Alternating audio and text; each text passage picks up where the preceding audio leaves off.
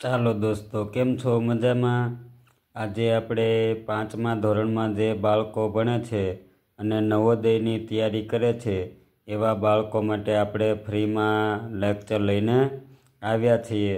તો આજે આપણે મિત્રો 6ઠું પ્રકરણ આકૃતિમાં ભૌમિતિક રચના પૂર્ણ કરો એની આજે આપણે પહેલેથી સમજૂતી સાથે છે એ આપણે માહિતી મેળવવાની છે. તો અમારા વિડીયાને અંત સુધી જરૂર જોજો.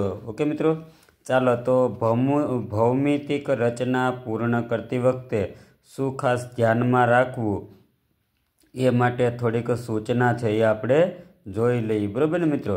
જો આવી સૂચનાઓ તમને યાદ હોય, નિયમો યાદ હોય તો તમે સરળતાથી છે એ આપેલા વિકલ્પોમાંથી જવાબ પસંદ કરી શકો. ઓકે, ચાલો તો આપણે વિડીયો ચાલુ કરીએ. તો સૂચના છે કે આવા પ્રકારના પ્રશ્નમાં એટલે કે ભૌમિતિક રચના પૂર્ણ કરવાની છે એવા પ્રશ્નમાં એક કોયડા એટલે કે સમસ્યા આકૃતિ આપવામાં આવે છે. એક કોયડા કે સમસ્યા આકૃતિ છે એ મિત્રો આપવામાં આવે છે. કોયડા એટલે કે સમસ્યા આકૃતિમાં ચોરસ, ત્રિકોણ અથવા વર્તુળનો કેટલોક ભાગ, જો કેવા પ્રકારની મિત્રો ખાસ કરીને આકૃતિ છે તો કે ચોરસ હોય, ત્રિકોણ હોય અથવા વર્તુળનો કેટલોક ભાગ અથવા ટુકડો બતાવેલો હોય છે. બરાબર ને? તમને છે એ ચોરસમાં આકૃતિ બનતી હોય, ત્રિકોણમાં બનતી હોય અથવા તો વર્તુળમાં બનતી હોય એવો એનો કેટલોક ભાગ અથવા ટુકડો છે એ બતાવેલો હોય એટલે કે દર્શાવેલો હોય છે. આવા ભાગ સાથે, બરાબર ને, આવો જે નમૂનો આપેલો હોય છે એવા ભાગ સાથે ઉત્તર આકૃતિમાંનો એક ભાગ જોડવાથી, બરાબર ને, સામે તમને A, B, C ને D આવી રીતે 4 ભાગ છે એ આપેલા હશે. એમાંથી ઉત્તર આકૃતિમાંનો એક ભાગ જોડવાથી ચોરસ, ત્રિકોણ અથવા વર્તુળ પૂર્ણ થઈ શકે છે. બરાબર ને? 4 જે ભાગ આપેલા હોય છે જવાબના, એમાંથી તમે કોઈ એક ભાગ જોડી દો મિત્રો એટલે કા ચોરસ આકૃતિ બની જાય અથવા ત્રિકોણ કે વર્તુળ છે એ પૂર્ણ બની જતું હોય છે. એટલે આવું ખાસ ધ્યાન રાખવાનું છે. ઉત્તર આકૃતિમાંનો ભાગ કોઈ પણ અંશે, જો અહીં આપણને જે ઉત્તર આકૃતિનો ભાગ જે આપેલો હોય છે, બરાબર ને, A, B, C, D, એમાંથી કોઈ પણ અંશે ફેરવીને એટલે કે જેમ આપણે ઘડિયાળની દિશામાં, ઘડિયાળની વિરુદ્ધ દિશામાં, બરાબર ને, એવી રીતે ફેરવીને તિર્યક, આડો, ઊભો વગેરે, તિર્યક એટલે ત્રાસો, આડો કે ઊભો વગેરે છે એ બતાવવામાં આવેલો હોય છે. બરાબર ને? એવી રીતે ફેરવીને બતાવવામાં આવેલો હોય છે. કોયડા સમસ્યા આકૃતિના ટુકડાની ધાર, ધાર એટલે એની કિનારી જે છે એ ધ્યાનપૂર્વક જુઓ. અહીં જે ભાગ આપેલો હોય મિત્રો એની ધાર કે કિનારી છે આપણે ધ્યાનપૂર્વક જોવાની છે. આ રેખાથી બનતી રચના જેવી, આ રેખાથી એટલે કે આ ધારથી જે બનતી રચના જેવી જ રચના ઉત્તર આકૃતિમાં શોધો. અને પછી એવી જ આકૃતિ આપણે ઉત્તર આકૃતિમાં છે જે A, B, C અને D વિકલ્પ આપેલા હોય એમાં આપણે શોધવાનું હોય છે. અથવા કોયડા સમસ્યા આકૃતિમાંના ટુકડાની રેખા, અથવા તો આપણને સમસ્યા આકૃતિ આપી હોય, કોયડા આકૃતિ આપી હોય છે તો એ આકૃતિમાંના ટુકડાની રેખા પેન્સિલ વડે દોરીને, જે આપણને આકૃતિ પૂર્ણ કરવામાં જેટલો ભાગ ઘટતો હોય એવો આપણે ચોરસ અનુકૂળ હોય તો ચોરસ આકૃતિ દોરવી, ત્રિકોણ લાગુ પડે તો ત્રિકોણ દોરવું, વર્તુળ હોય તો વર્તુળ દોરવું. આવું તમે પેન્સિલ વડે દોરીને ચોરસ, ત્રિકોણ અથવા વર્તુળ પૂર્ણ કરો. આ તૈયાર થયેલ ચોરસ, ત્રિકોણ અથવા વર્તુળનો બીજો ટુકડો એટલે કે બીજો ભાગ કઈ ઉત્તર આકૃતિને મળતો આવે છે તે ધ્યાનપૂર્વક જુઓ. આવી રીતે તમારે છે મિત્રો પેન્સિલથી છે એ આકૃતિ બનાવી નાખવાની. અહીં આપણને એક ઉદાહરણ આપ્યું છે. માની લો કે આપણને આવા પ્રકારની આકૃતિ આપેલી છે. બરાબર ને? તો હવે આપણે આ આકૃતિ જોઈએ તો આના ઉપરથી આપણને ખબર પડી જાય કે આપણે ચોરસ આકૃતિ આના ઉપરથી દોરી શકીએ, બરાબર ને. તો હવે ચોરસ બનાવવામાં જે ભાગ ઘટતો હોય એટલો આપણે પેન્સિલથી દોરવાનો. તો આ ભાગ છે આપણને આપેલો છે, બરાબર ને.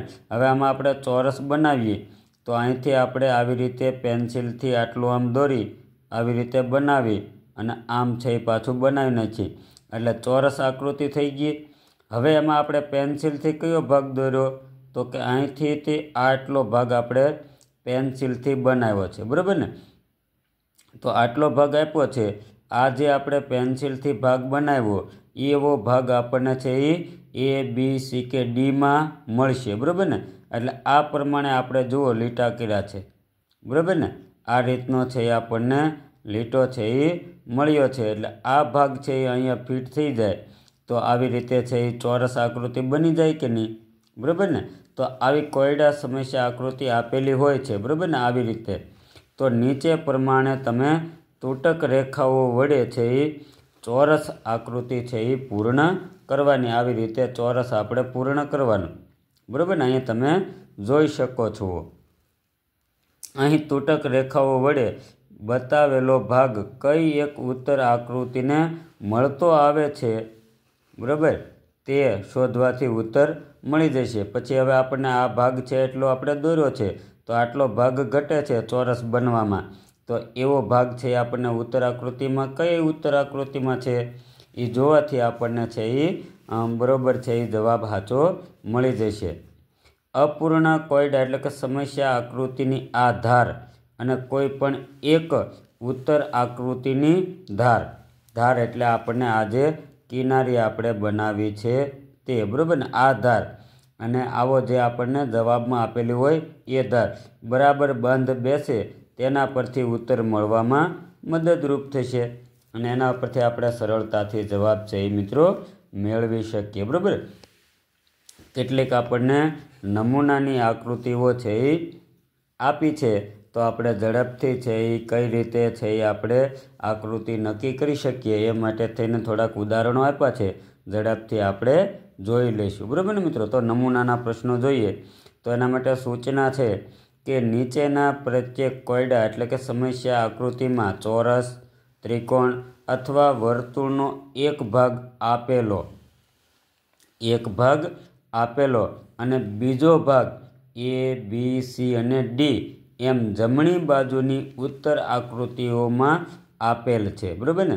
અહીં તમે જોઈશો તો એક ભાગ છે એ સમસ્યા આકૃતિ કહેવામાં આવે છે, જેને કોયડા આકૃતિ કહીએ.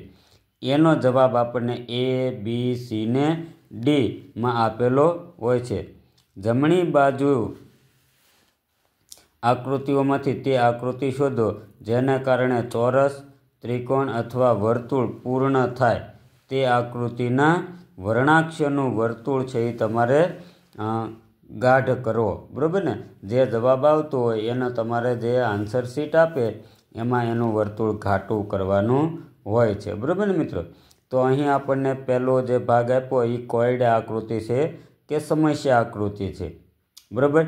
તો હવે આપણે આ ભાગ જોઈએ તો આપણને એમ લાગે છે કે અહીં વર્તુળ જેવી રચના છે એ બનતી હોવી જોઈએ, બરાબર ને. તો આની વર્તુળની રચના બનાવી તો અહીંયા ઉપર છે એ કેવો ભાગ ફિટ બંધ બેસતો આવી જાય તો કે આ તો નહીં આવે, આપણને ખબર છે, બરાબર ને. આ ભાગ આપણે છે એ અહીં આપણે બંધ બેસતો બનાવી શકીએ, બરાબર ને. એ માટે આપણે અગાઉ કીધું છે કે એવું લાગે તો પેન્સિલથી આપણે તૂટક રેખા બનાવી નાખવાની.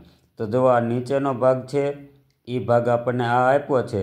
હવે ઉપર કેવો ભાગ સમાઈ શકે એ આપણે અહીંયા પેન્સિલથી દોરી જોયું. જુઓ આવી રીતે ભાગ દોરીએ એટલે આખું વર્તુળ બની ગયું કે નહીં, બરાબર. તો આવો જે ઘાટો ભાગ આપણને આપ્યો છે એવો ભાગ અહીં બંધ બેસતો આવી જાય એટલે વર્તુળ બની જાય. તો એવો ભાગ આપણને ક્યાં જવાબ મળે છે મિત્રો તો કે સીમાં જવાબ મળે છે, બરાબર ને. એટલે આપણે જે આ આન્સર શીટ આપે વિકલ્પવાળી, બરાબર, એમાં સી ભાગ જે સી આકૃતિ એ સી અક્ષર હોય એનું વર્તુળ આપણે ઘાટું કરવાનું રહે. અહીંયા જુઓ એ બી સી ડી 4 આપેલા હતા વર્ણાક્ષર, એમાં સી જવાબ હતો તો સી વર્તુળવાળું આખું ઘાટું કરી દીધું છે, બરાબર ને. તો આવી રીતે તમે મિત્રો જવાબ છે એ નક્કી કરી શકો, બરાબર. ચાલો. પછી જોઈએ બીજો પ્રશ્ન। તો બીજા પ્રશ્નમાં તમે જોશો તો સમસ્યા કોયડા આકૃતિ આપણને અહીં આપેલી છે, તમે જુઓ છો બરાબર ને। આ રીતની આકૃતિ આપી છે। તો હવે આ આકૃતિ જોતાં આપણને ખ્યાલ આવી જાય કે આનાથી વર્તુળ પણ ન બને અને ત્રિકોણ પણ ન બને। તો શું કરશું તો કે ચોરસ ભાગ આનાથી બને। તો ચોરસ ભાગ આપણે બનાવીએ તો આમાં જે ઘટે છે એ ભાગ આપણે પેન્સિલથી આંકી નાખીએ એટલે આપણને જો આ ભાગ છે એ અહીંયા આપેલો છે એટલે આટલું ઉપર દોરવાનું રહે તો એ આ થયું। પછી આ વચ્ચેનો ભાગ સળંગ આપેલો છે, પછી આ બાજુનો ભાગ પાછો અહીં સુધી આપણે છે એ લાવીએ બરાબર ને। તો આવી રીતે તમે પેન્સિલથી ચોરસ દોરી નાખો બરાબર। તો આમાં જે ભાગ બાકી રહે એ આપણને ખબર પડી જાય કે આવો ભાગ છે એ હવે એમાં બંધ બેસતો થાય। તો આપણને A, B, C ને ડીમાંથી આવા પ્રકારની બંધ બેસતી આકૃતિ કઈ છે તો કે આપણને જવાબ A મળે બરાબર ને મિત્રો। તો આ આકૃતિને આપણે અહીંની સાથે જોડી દઈએ તો આપણને ચોરસ આકૃતિ આના જેવી ચોરસ બની જાય છે બરાબર ને। એટલા માટે આપણે બીજામાં એ જવાબ છે એ સાચો જવાબ થયો કહેવાય। રેડી મિત્રો। ચાલો પછી જોઈએ ત્રીજી આકૃતિ। તો ત્રીજી આકૃતિમાં આપણને છે એ આવી રીતે એટલું દોરેલું આપી છે આકૃતિ। તો આના ઉપરથી તમે મિત્રો તરત કહી શકો ને કે આ ભાગ છે એ આપણને થોડોક ત્રાસો આપેલો છે તો ચોરસ તો આકૃતિ બને નહીં, વર્તુળમાંય નથી એટલે વર્તુળે નહીં બને। તો પછી શું કરવાનું ત્રિકોણ દોરી નાખવાનો। તો ત્રિકોણ જેવી આકૃતિ આપણે દોરીએ અહીંથી નામ બરાબર। તો શું થશે તો કે ત્રિકોણ જેવી આકૃતિ દોરીએ આપણે એટલે આપણને ખ્યાલ છે કે આપણે અહીંયાથી છે એ આવી રીતે ભાગ દોરીને આમ ત્રિકોણ જેવી થવું જોઈએ। તો માની લો કે આપણને આ ભાગ છે એ અહીંયા આપેલો છે આવી રીતે બરાબર ને। પછી આવી રીતે આપણે આગળ છે એ દોરીએ તો આખો જુઓ ત્રિકોણ બની ગયો કે નહીં। તો આવો ભાગ જે છે એ ક્યાં આપણને જોવા મળે છે તો કે અહીં આપણને ડીમાં સાચો જવાબ મળે છે બરાબર ને। કારણ કે આ ઉપરનો થોડોક ટૂંકો છેડો છે, આ થોડીક ચાંચ વધારે છે એટલે એવી આકૃતિ આપણને ડીમાં મળ્યો બરાબર। એટલે આપણને ત્રીજા કોયડા સમસ્યા આકૃતિનો જવાબ ડી છે એ સાચો જવાબ થયો બરાબર ને। એટલે આવી રીતે મિત્રો તમે પેન્સિલ વડે પણ આકૃતિ પૂર્ણ કરી અને જવાબ ઝડપથી શોધી શકો છો। ચાલો પછી ચોથી આકૃતિ જોઈએ। તો ચોથી આકૃતિમાં જુઓ છો તમે કે અહીં આ પ્રકારની આકૃતિ આપી છે। તો હવે આના ઉપરથી આપણે ખાસ કરીને ભૌમિતિક રચનામાં આપણે ત્રણ આકૃતિઓ યાદ રાખવાની, એક ચોરસ, બીજી ત્રિકોણ અને ત્રીજી વર્તુળ। તો હવે આમાં ખબર છે કે આમાંથી ચોરસ આકૃતિ આપણે પૂર્ણ કરી શકીએ। તો ચોરસ આકૃતિ આપણે પૂર્ણ કરવી હોય મિત્રો તો આપણને કેવી આકૃતિ મળે તો કે અહીં તો આપણને મારી પાસે બોલપેન છે એટલે હું બોલપેનથી આવી રીતે નિશાન કરી શકું બરાબર। તો આવી રીતની આકૃતિ આપણને ક્યાં મળે છે તો કે અહીં થોડોક અંદર ખૂણો, અહીં આ બાજુ આમ અંદર ખૂણો। તો એવી આકૃતિવાળો આપણને અહીં ક્યાં મળ્યો તો કે અહીંયા જુઓ એમાં જ એવો જવાબ મળી ગયો છે બરાબર ને। જે તમને અહીંયા આખી આકૃતિ દેખાય છે જુઓ ચોરસ બની ગઈ કે નહીં। તો આપણને A, B અને C ને ડીમાંથી આપણને એ જવાબ છે એકદમ બંધ બેસતો અહીંયા દેખાય છે કે જેના કારણે ચોરસ આકૃતિ બની જાય બરાબર ને। એટલે ચોથામાં છે એ જવાબ છે એ સાચો જવાબ થયો। પછી જોઈએ પાંચમી આકૃતિ। તો પાંચમી આકૃતિમાં તમે જોશો તો આપણને સમસ્યા આકૃતિ અહીંયા આ રીતની આપી છે। હવે આ રીતની સમસ્યા આકૃતિ આપી એટલે હવે આમાંથી તો તમે કહી શકશો કે આના ઉપરથી આપણે કેવી આકૃતિ પૂર્ણ કરી શકીએ તો કે વર્તુળ આકૃતિ પૂરી કરી શકીએ। તો વર્તુળ આકૃતિ આપણે પૂરી કરીએ બરાબર ને। માની લો કે આપણે વર્તુળ દોરવું હોય તો આપણે વર્તુળ દોરવા માટે આમ જોઈએ તો આપણને છે એ કેવી આકૃતિ મળે મિત્રો તો કે આવી રીતે આકૃતિ આપણને મળે, આ દોરવી પડે બરાબર ને તો વર્તુળ પૂરું થઈ જાય।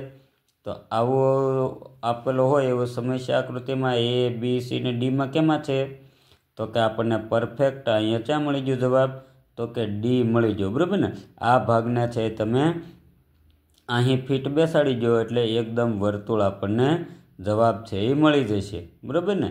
તો પાંચમી આકૃતિમાં આપણને સાચો જવાબ ડી આપણો સાચો જવાબ થયો કહેવાય. રેડી મિત્રો? તો આવી રીતે તમે સરળતાથી જવાબ છે એ નક્કી કરી શકશો, બરાબર? ચાલો પછી જોઈએ છઠ્ઠી આકૃતિ. તો છઠ્ઠી આકૃતિમાં તમે જોશો તો અહીં આપણને આટલો ભાગ છે એ આપેલો છે. તો હવે જેટલો ભાગ ઘટે છે એ ભાગ પ્રમાણે આપણે આકૃતિ દોરીએ તો કેવું થશે? તો કે વર્તુળ આકૃતિ બની જશે, બરાબર ને? પછી અહીંયા એક ખાસ પ્રકારમાં છે એ વર્તુળના ભાગ પાડેલા છે અને એમાં એક મૂકીને એક ભાગમાં આપણને બ્લેક ભાગ ને એક વ્હાઇટ ભાગ આપ્યો છે. તો હવે અહીંયા બે જગ્યાએ શું છે? તો કે વ્હાઇટ છે. હવે અહીંયા વ્હાઇટ છે તો અહીંયા શું હોવું જોઈએ? બ્લેક, પછી પાછો વ્હાઇટ, બરાબર ને? પછી અહીંયા તો બ્લેક આપી દીધો છે.